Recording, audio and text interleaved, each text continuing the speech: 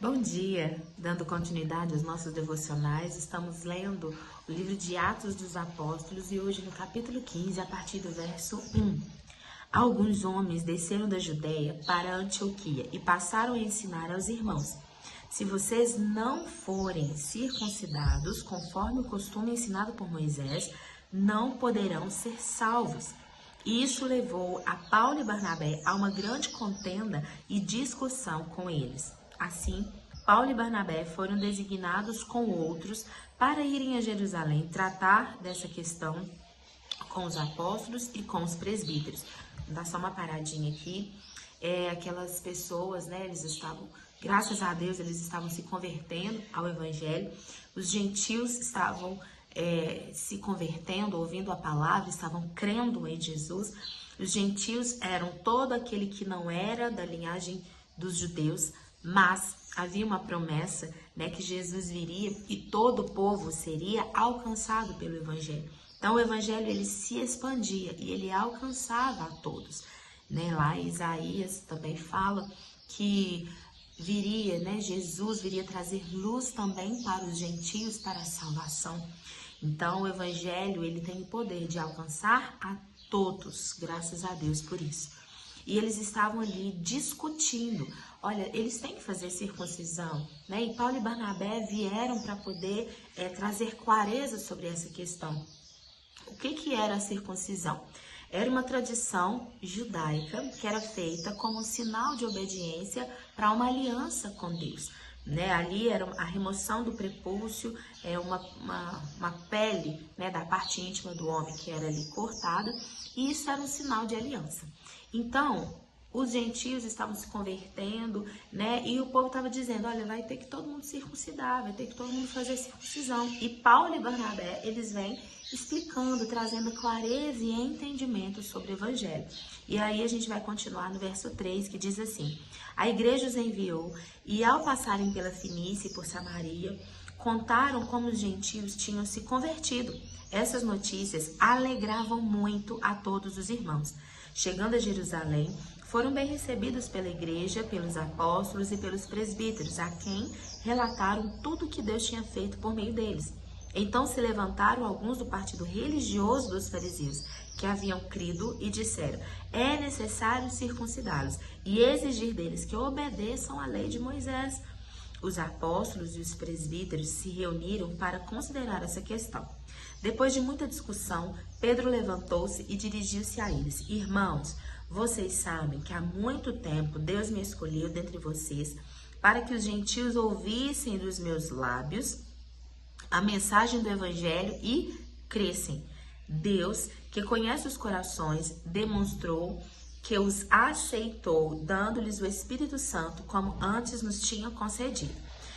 Ele não fez distinção alguma entre nós e eles, visto que purificou seus corações pela fé. E então, por que agora vocês, querendo tentar a Deus, pondo sobre os discípulos um jugo que nem nossos antepassados conseguimos suportar? De modo nenhum. Cremos que somos salvos pela graça do nosso Senhor Jesus, assim como eles também.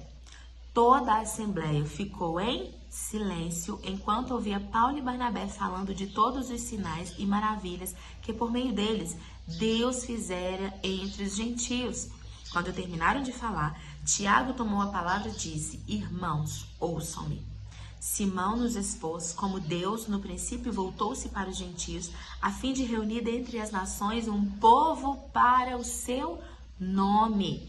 Deus, ele reuniu um povo para o seu nome. Ele está reunindo e ele vai reunir um povo para o seu nome. Um povo escolhido por ele, um povo que clama ao Senhor, que busca o Senhor de todo o coração. Então, hoje, brasileiros, americanos, chineses, enfim, todos podem ouvir a palavra do Senhor, se voltar para ele e entregar a vida para o Senhor Jesus. Amém? Esse é o propósito do Evangelho, alcançar a todos. Que o Senhor ele possa alcançar o meu, o seu coração e que a gente possa se voltar para ele. E quando, né, Paulo e Barnabé, eles vão dizendo, eles vão ensinando com amor, eles vão dizendo, olha, a gente não deve trazer peso, julgo para os gentios, para as pessoas que estão se convertendo, né? A gente entrega a nossa vida para Jesus e existem algumas práticas, alguns hábitos na nossa vida que sim, a gente precisa mudar, a gente precisa renunciar, abrir mão pelo Senhor, pelo Evangelho, para ter uma vida de santidade. E isso é o Espírito Santo que vai nos convencendo a partir do momento que nós nos convertemos. Ele vai nos mostrando. Sim, ele usa pessoas para poder, né, ensinar, para trazer clareza, assim como Paulo e Barnabé, eles foram ali ensinar e trazer clareza. Nós somos ensinados, né? Deus levanta sim pessoas cheias do Espírito Santo para nos ensinar. E a gente vai para a palavra, a gente vai ver e a gente vai ouvir, né, o que a palavra diz, a gente vai ler, a gente vai absorver aquilo que a palavra vai trazer para a nossa vida, trazer para o nosso coração. Amém? E no versículo 15 continua: concordam com isso as palavras dos profetas conforme está escrito.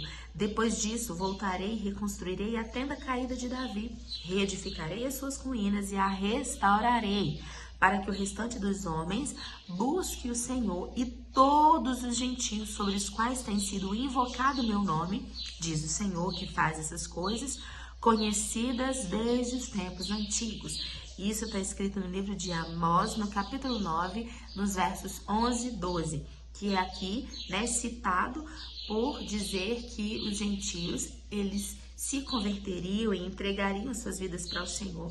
Se não fosse assim, eu e você não ouviríamos o Evangelho. Glória a Deus por isso, que se expandiu e chegou até nós.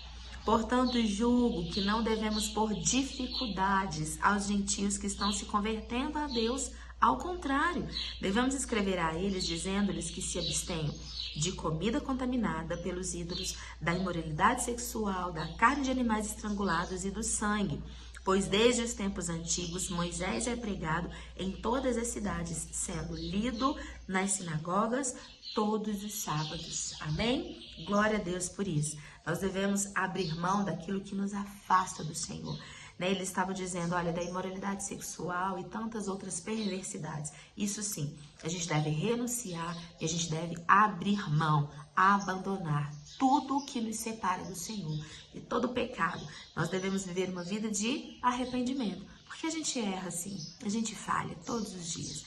Mas a gente deve viver uma vida de arrependimento. Se arrepender, voltar para o Senhor de todo o coração e continuar trilhando o caminho da vida, o caminho da salvação, que só existe em Jesus Cristo. Ele é o próprio caminho, Ele é a verdade e Ele é a vida. Amém? Essa palavra possa nos abençoar. Glória a Deus.